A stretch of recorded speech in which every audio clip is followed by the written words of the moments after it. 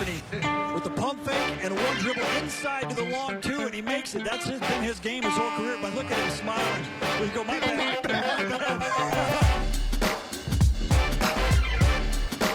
The long two.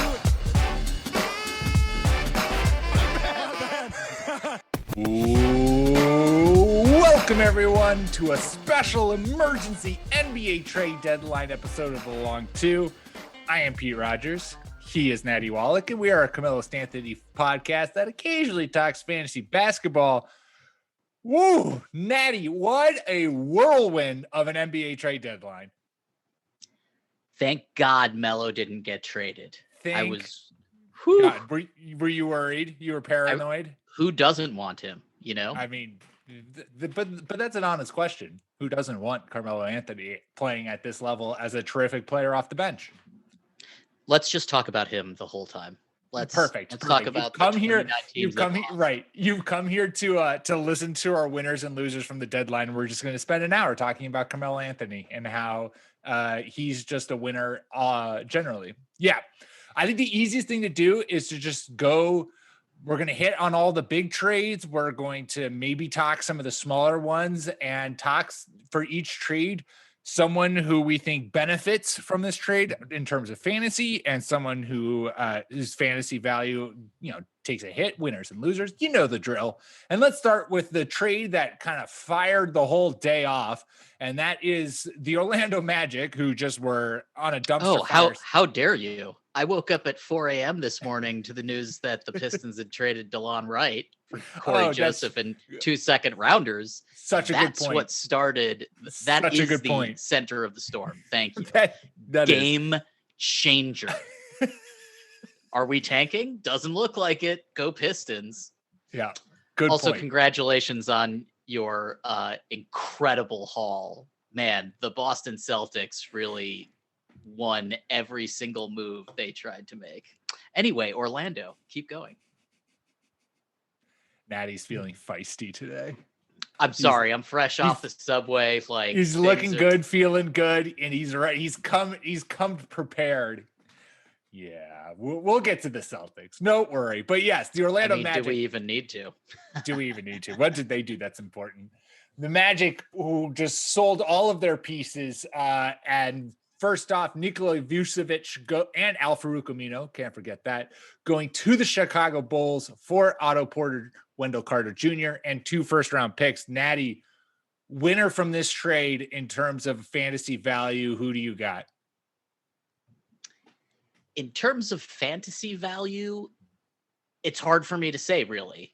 I mean, I kind of feel like the Magic now have a bunch of open spots and minutes available. And so everybody who's left is kind of in a nice pickup position on your waiver.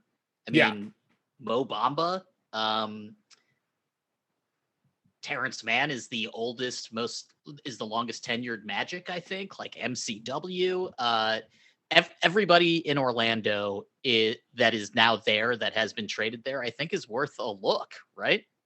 Yeah, no, especially, I mean, in this trade particularly, I was going to say Wendell Carter Jr., like he steps into a bigger role with the Magic. And the Magic is one of our favorite teams now, in the sense that it is a bad team that's just going to give a ton of minutes to their young players. And so if you can get those guys, like they are going to put those players in a chance on the court with plenty of time to, play and hopefully succeed. Like that's ultimately what they want to see. But, Terrence Ross, if he's still available on your waiver wire, he's about to eat. And I've seen people say that Otto Porter Jr. might get bought out, but if he stays, obviously worth rostering. MCW, you've been on the MCW train quite a bit recently, frankly, too much. But now because it's all come to fruition. The team has to play somebody. Right. They have to give minutes and shots to somebody. So we both like Wendell, and for whatever reason, he just wasn't performing. It just didn't work in Chicago for some. Yeah, but I mean, he's a super young player, and you have to give him his. And he's a big, so it's going to take a lot longer to develop. The problem, it's not really a problem, but the Magic still have young big centers that also need minutes. Mo Bamba is also there. They have to find out if either of these guys are worth hanging on to. I think both of them, if they develop, could be, 10-year-long NBA players that you're glad that you have.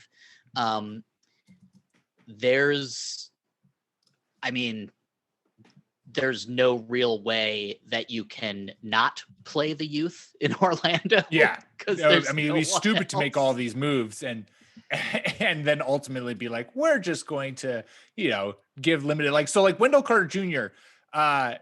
On 24 minutes this season with the Bulls, 10 points, 7.8 rebounds.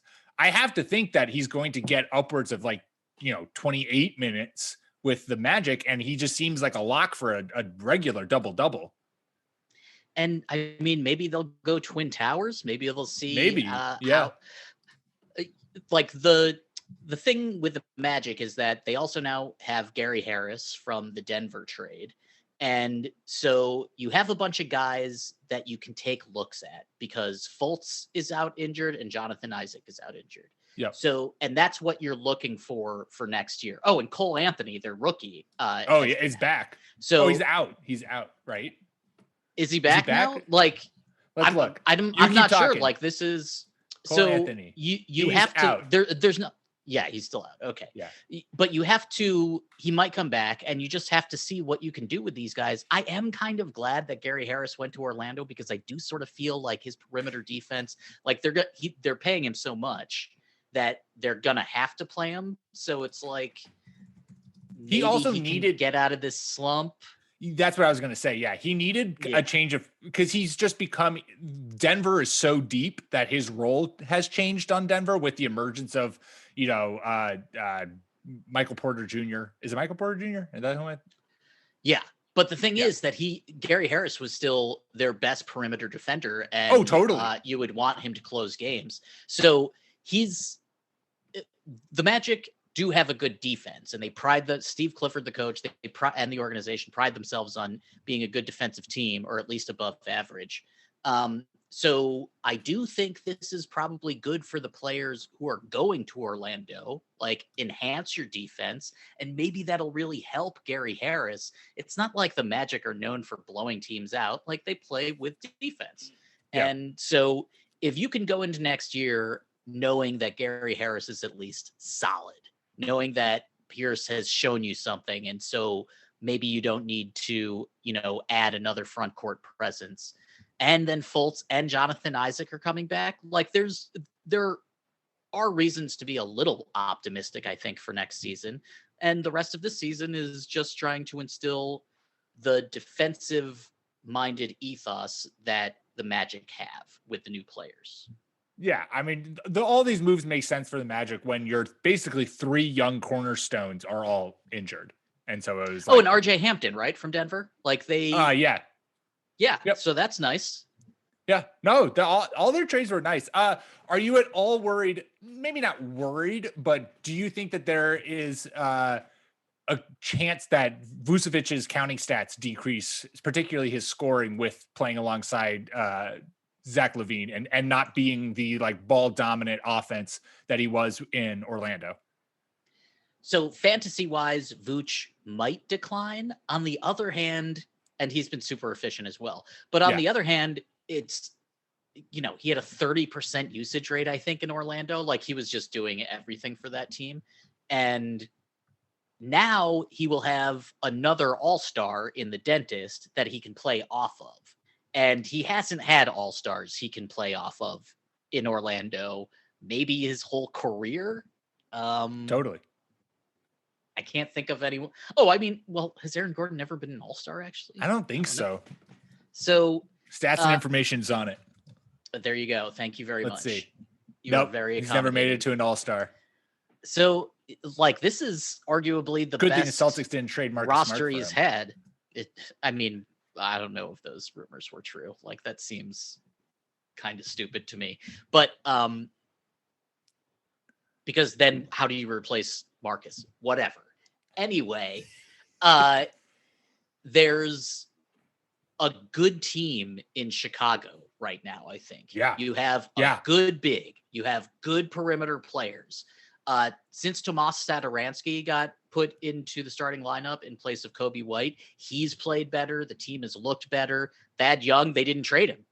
No. They did not trade Thaddeus. They want him because they want to go to the playoffs and they want to do well there. Like, no one thinks that they're a contender for the championship or anything. But if you could make a good showing in the first round, that's also good. You need playoff experience in order to really advance as a team.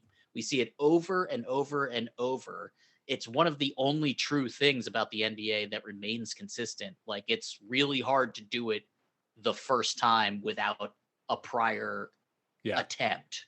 So Levine, I think Levine and Vooch are going to play really well together. Their pick and roll is going to be low key. And they can both, pop off. Like there's the defense is a serious concern. Vooch is not a defensive player, but who cares? Like they wanted to get better as the team. And if you didn't want to wait for Wendell and you thought you could get better right now, and with a dude who's only 30, Vooch is only 30. It's not like he's 32. So this also maybe lets you keep Zach LaVine. Maybe you were afraid of losing the dentist, and it's like, see, we're trying to do stuff. No, I think this is a big move for that. I would see Vooch kind of moving back to what you saw 2018, 2019, where he was taking like 16 attempts per game. He's been taking 20 this year, and that's just because he's been like the focal point of Orlando. So with that, like 16 attempts per game, he was still averaging, he's still getting you 20 points. So I would see his offense, maybe his scoring going down a little bit, but he's now, like you said, playing with a better team around him. So his assists could creep into, 4.5s. Sure. Good point. With that. So you're going to get that kind of his playmaking ability added to that as well. Let's move on then to one of the other Magic trades. So Magic's send Evan Fournier. Don't Google his name. Fournier. To the Boston Celtics for 2 seconds. And it came out later. And Jeff Teague, which as a Celtics fan, Jeff Teague, I'm sure you're a great guy. You kind of came on as of late, and maybe that was just to boost your trade value. But I'm happy that you're no longer on the Celtics. Is that mean to say? Probably, but it just doesn't matter. So if you can replace that with someone you are excited about, and Fournier's good. He can shoot. Yeah. He can play. He's 20 points per game. So he was starting with Orlando. I don't think that there's a world in which he starts for the Celtics. Brad could get really creative with some of these lineups, and maybe he slides in next to Kemba, but I don't really think that that's going to happen. I think what he is brought on to be is the offensive spark plug for the bench, and being a guy who comes out and gets you, obviously helps the second team be able to still score and get things done there.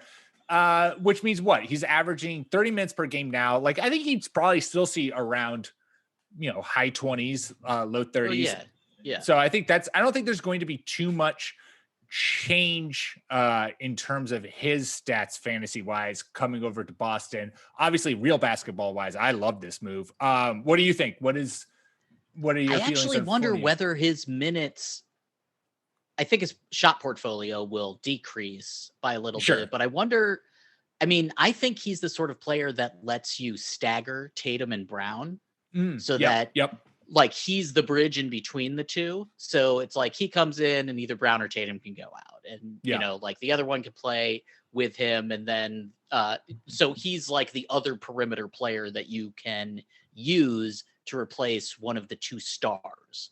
Yeah. If he were to be starting ever, I think it would be because let's rest Kemba or let's rest Marcus, who, was injured earlier in the season. And that's not bad. And, Fournier is a guy who isn't going to lose you games. Like, this is a smart, competent pickup. He's like a B+ player. It didn't cost you, cost you nothing. Yeah, and it costs you some of the gigantic trade exception, but you can still use the rest of it in the offseason. Yeah, they still have like 11 million of that, so that's not. I'm not worried about that. It's a smart move made by a smart front office that in retrospect, I'm just thinking about their entire offseason and this season. It's just conservative.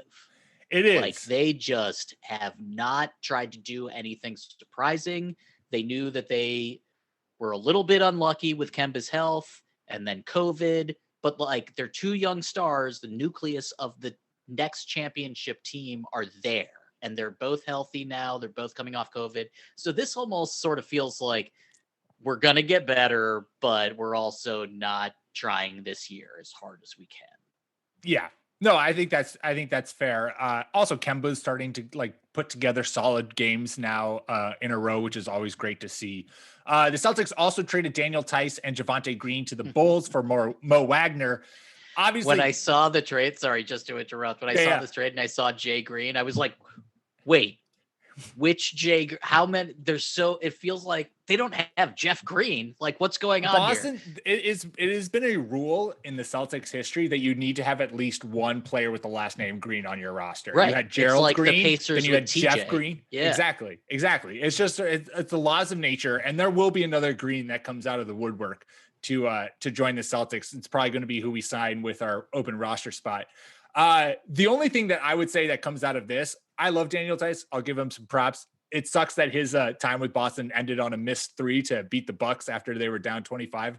But Natty, you have to be happy. We're happy on this podcast because Daniel Tice no longer on the Celtics means it is time for the clock blocker to finally start. It is time for Robert Williams III to take the court and play upwards of 25 minutes a game and be the both the shot blocking defensive monster we know him to be, and a man who you should be adding everywhere in fantasy, because his numbers are about to go through the roof. He's going to average a double-double and get you like 3 stocks a game. So he is 100% a must roster, and I'm really pissed because in my dynasty league, I had him.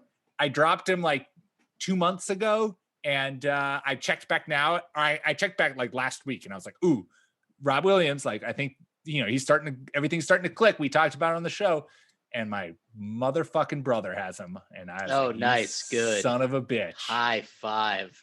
Well done. That's so satisfying. It's the worst. Absolutely the worst.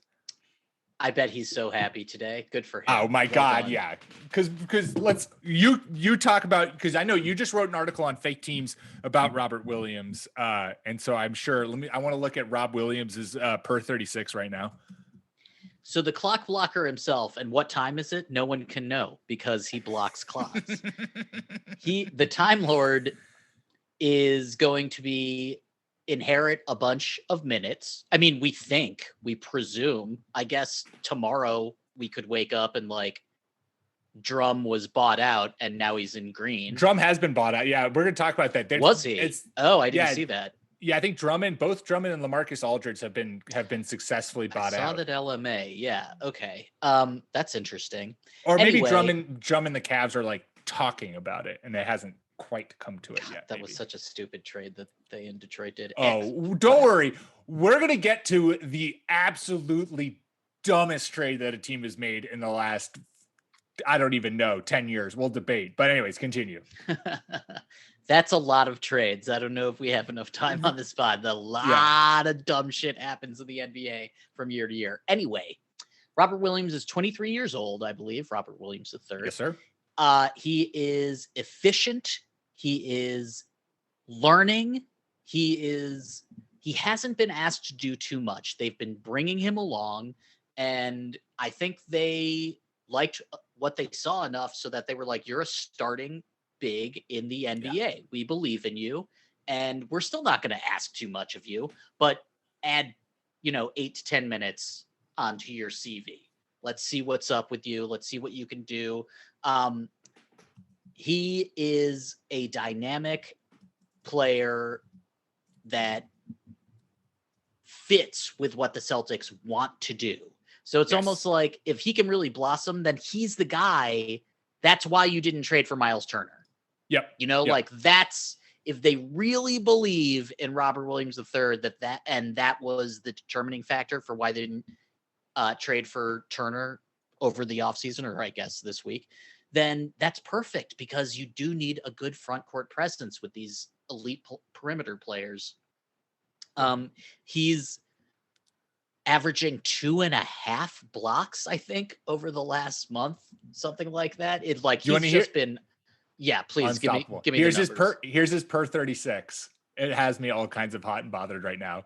His per 36 is 16 points per game, 13 boards per game, 1.8 steals per game, and 3.6 blocks.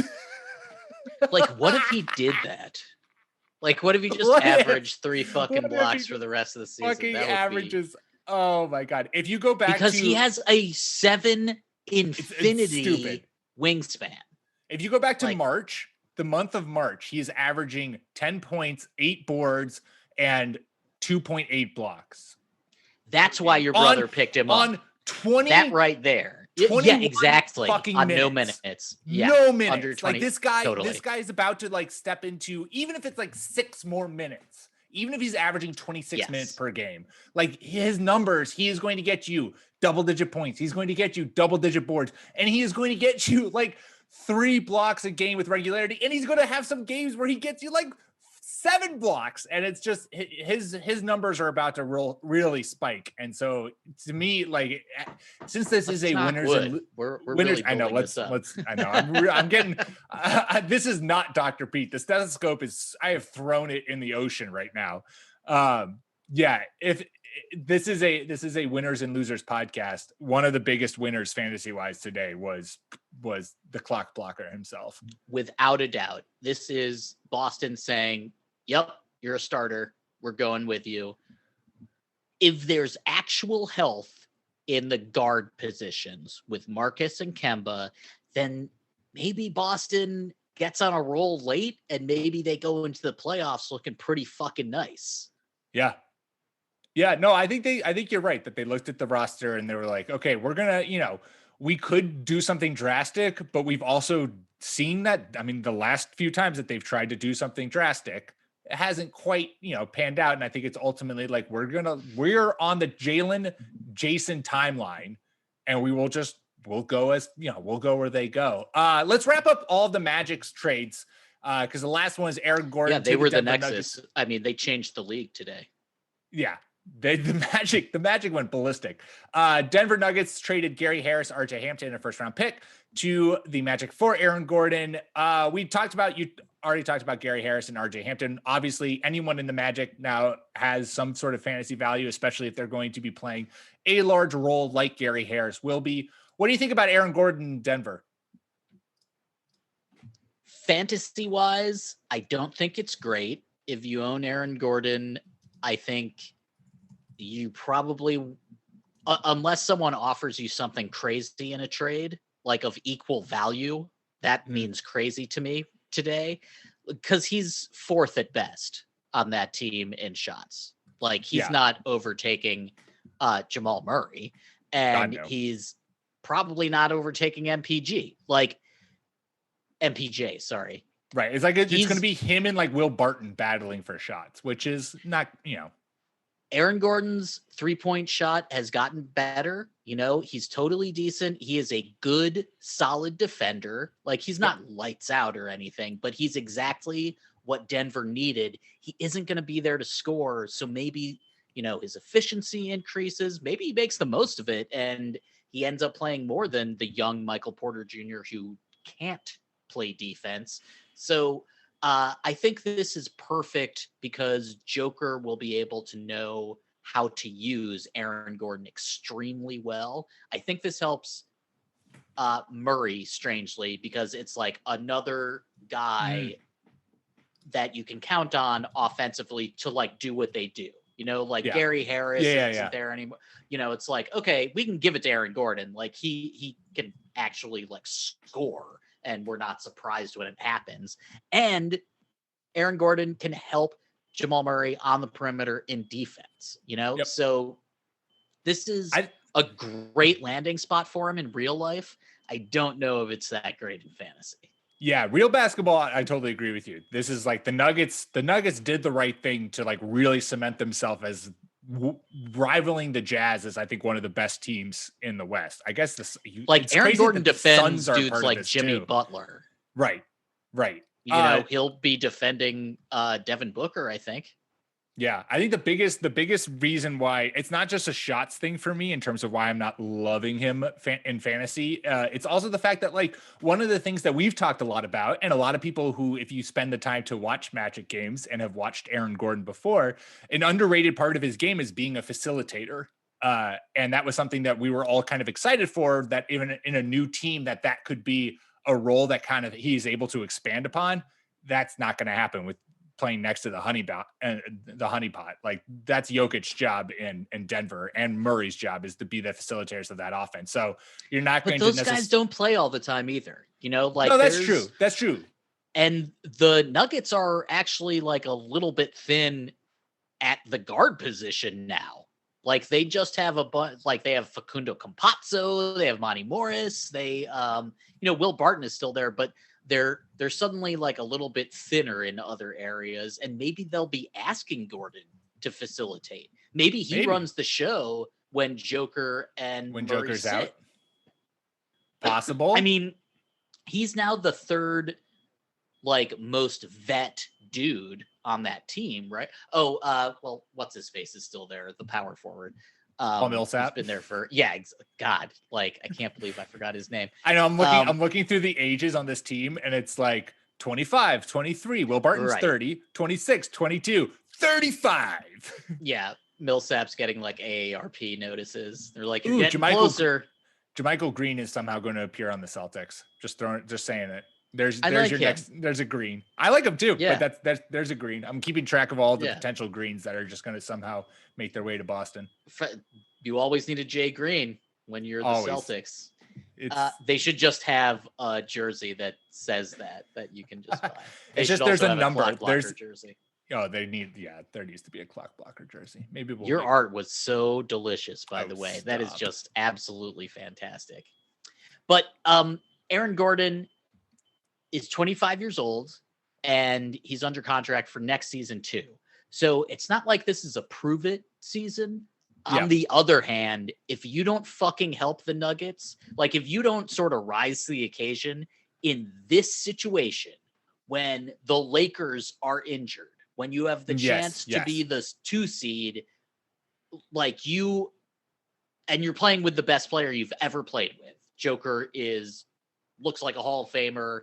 I mean, you could make an argument that Murray might. Well, no, Vooch, I guess, has a. Let's not get there resume. yet. Okay, so this is great for Aaron Gordon career-wise, but you have to fucking live up to it. You have to play your defense, and you have to like not shit the bed. I mean, if you don't look good for the rest of the season and the trade goes sideways, that's a catastrophe. Yeah, 100%. All right, we got some more trades to talk about, but before we get to them, let's take a quick ad break. All right, we are back, and I alluded to it, Natty. Let's talk about the worst trade that has gone down of the last 10 years, and you can quote me on that. The Houston Rockets did trade Victor Oladipo at the 11th hour, just snuck it under the deadline, even though it came 30 minutes after the deadline. The Miami Heat get Victor Oladipo for Avery Bradley and Kelly Olynyk, and I think like a second rounder or some shit. Zach Harper on Twitter pointed this out, and I have to give him credit, and I also have to say it. This now basically comes to the fact that you got Avery Bradley and Kelly Olynyk instead of Karis LeVert and Jarrett Allen for James Harden. And if you look at the trade as a whole, is what the Rockets got back is Dante Exum, Rodness Kirkus, Rodions Karuks. Yep. That guy too. Kelly Olynyk and Avery Bradley. That's what they got back for James Harden. And I almost sort of feel like Avery Bradley isn't going to be on that team by this time next week. It's it doesn't look good. It's the worst trade in NBA history. I know I went from 10 years to NBA history, but I don't know. I still think the Drummond trade that the Cavs made is stupid. Also because terrible. like, what are you getting out? Like, you're not getting anything out of it. You just got to give Drum like $20 million for no reason. And you're out second round picks or something. Who cares? Good job, Cleveland. It's okay. So first of all, we don't know if this was the best offer that they received. So maybe they had to do it just by default. Like, this is technically better than just letting him walk. Yeah, I think they definitely, this was like all that was on the table. And they waited till the 11th hour to see if any team was going to top it. I bet that there was an offer out there, but it was like, we're sending you back real salary. Maybe. And they said no. So Depot has been injured for what seems like 5 years. And I am still on board with him, especially now that he's on a team with Jimmy. This is my fucking team, Butler. Jimmy's about and bam, I'm second. Yeah. He's again, like, he's not going to be asked to do too much, and he gets to play with the Heat didn't end up trading Tyler Hero and they got a guy that can be, his ceiling is like a third team all NBA player. I think Depot with Duncan Robinson is going to be pretty good. I think Depot can also distribute. So this is sort of like getting a backup point guard. I don't know what I would do. I don't have Depot this year. I lost him in my fucking free agent draft last off season in my main league. And I wish I still had him, because I do sort of feel like he's a guy who could grab the bull by the horns and is like, I'm on a championship contender. If I do my absolute best, watch the fuck out. I'm not saying 26 points a game, but like 18, 5 and 3, the thing is, something like that. The thing that's so encouraging is the fact that if you look at the Heat's like shooting attempts, they're like with the Bulls, Zach LaVine's like taking like 23 attempts per game or some shit like that. He's had he had a 30% usage rate just like Vooch. But their forces combined. Shit. The Heat, Jimmy Butler leads the team with 14 attempts per game. Yes. Victor Oladipo in Houston had 19 attempts per game. Right. So like I just think that it's something where Victor Oladipo is going to step in, and this Heat's roster is constructed where like you're right. He might be the like primary offensive weapon and option, but because of the fact that if he's somehow like he's in a different role. He's on a team that like is a serious contender. He's a team with Jimmy Butler, who I feel like if he buys into Jimmy Butler's education style, Jimmy's going to get the most out of him. And so it could be an instant where Victor Oladipo comes into Miami, is reinvigorated, and you see him like, start putting up. He's already doing 20 a game this year, but he continues that 20 a game, gets you 5 assists. Like he could start putting up some real numbers, and in a sense on a team that's going to do good actual basketball wise. I think his shot profile will go down just because so much of the Heat is about everybody gets 8 to 12 shot. Like the point is that they distribute and they move the ball around, and if Goran Dragic is healthy for the playoffs, he and Depot are going to be a really dynamic tandem, I think. There's I can promise you Kendrick Nunn Depot, is not getting 11 shot attempts a game anymore. Also, they might rest people day to day. I think there might be a lot of rest games going forward. Victor Oladipo has played with Russell Westbrook. He has been in so many different situations in his tenure in the NBA that I think that this is probably a great fit for him because, Heat culture and all that shit. But also, we don't ask any one person to do too much. We want you to play in what you can add to the team so long as you defend. Like if you defend and you run hard and you're in shape. So, if Depot's actually healthy, then he could be absolute dynamite for this team, a Heat squad that suddenly has a bunch of fucking good players. Yeah. I also low-key like Kelly Olynyk in Houston, fantasy-wise. Kelly has been kind of coming on as of late, and he's now going to be stepping into probably a good amount of minutes. I mean, everybody who's left in Houston is going to get whatever they want. It's just like the Magic, baby. Yeah, exactly. And oh shit, I forgot that Shai Gilgeous-Alexander is done for the season, and just boohoo for that. But also, everybody else on the Thunder now gets his minutes and shots. So look at the backup point guard, look at Lou Dort, look at everybody there. Yep. All right. One final big trade, I would say, and when this trade went down, Natty, I immediately thought of you, because I don't know if there's a single trade outside of maybe Carmelo Anthony getting traded to the Pistons. I don't think that there's like a trade that involved so much of Natty Wallach before, and that was the Raptors. Are you talking about the Raptors trading Norman Powell to the Trailblazers for Gary Trent Jr. and Rodney Hood. Your man Norman Powell is now on the fucking Trailblazers. What is this world, Natty? This was a trade made in your honor. So Stormin Norman and CJ combined to be, I think, 2 of the top 5, maybe 2 of the top 3, most efficient shooters in the league this year. And of course, Maestro Damian Lillard is still there as well. The Blazers got a hell of a lot better, I think. A hell of a lot better. Norm Powell is a guy that can drop 40. And if he's been doing that while the Raptors have been ravaged by COVID, while people have been out all year.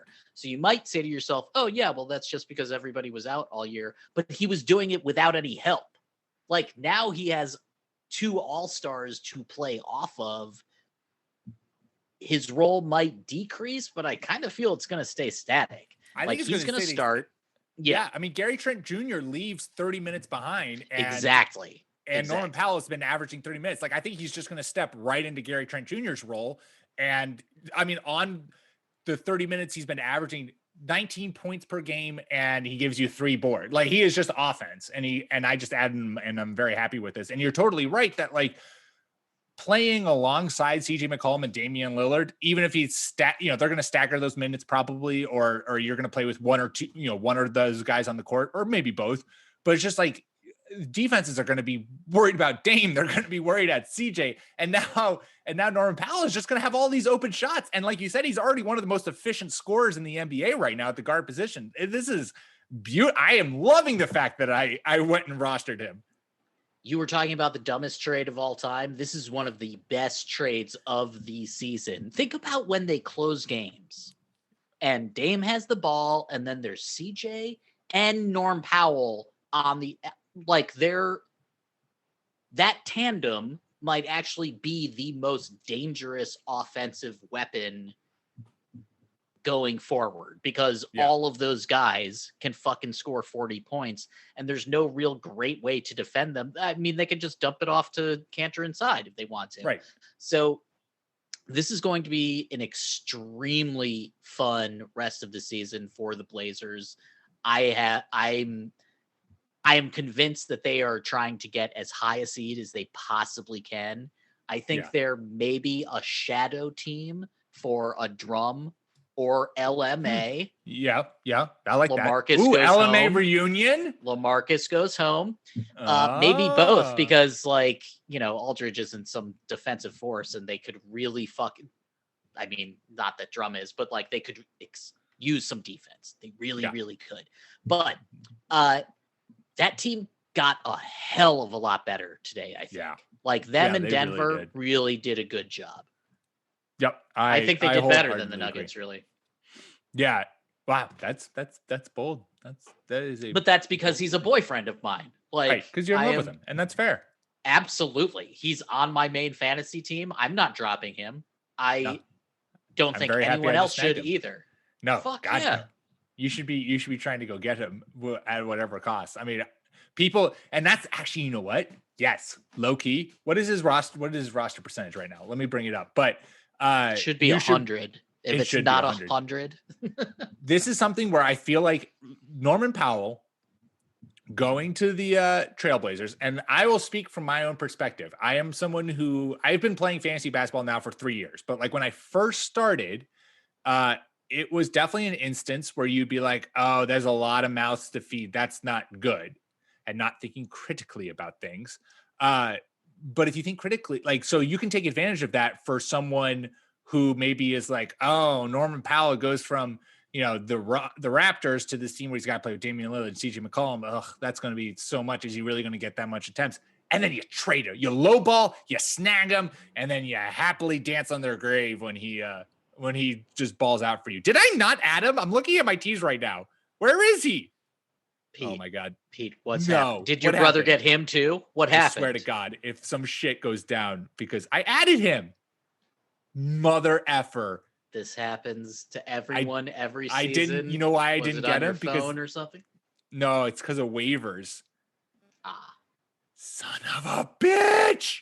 I still have Danilo Gallinari. Can I say something to y'all out there? I'm really This is why you hold your waiver order. You do not use your waiver claims early in the season. You hold on to them until there's a player that you really fucking want. Like in my main dynasty league, someone dropped Patrick Williams.